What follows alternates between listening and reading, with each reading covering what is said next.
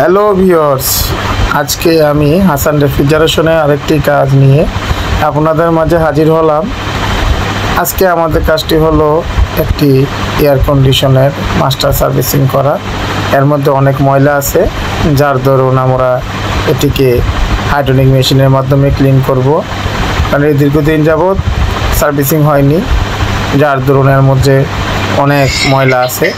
ময়লার কারণে ঠান্ডার পরিমাণটা একটু কম আসে, রুম টেম্পারেচার মিলে না। এই জন্য আপনারাও আপনাদের এসিটিকে সার্ভিসিং করে নেবেন। এটি একটি এলজি ইনভার্টার এয়ার কন্ডিশনার।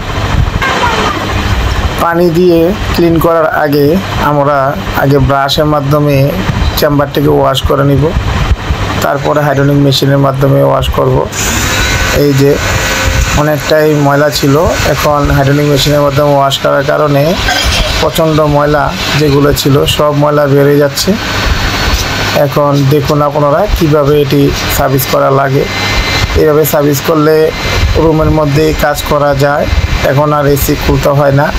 এখন আমরা হাইড্রোলিক মেশিন এবং এসি যেই ওয়াশ ব্যাগ আছে, এই ব্যাগের মাধ্যমে আমরা অফিস হোক বা বাসা বাড়ি হোক, যে কোনো জায়গায় আমরা এসিটিকে সার্ভিস করতে পারি যে কোনো সময়।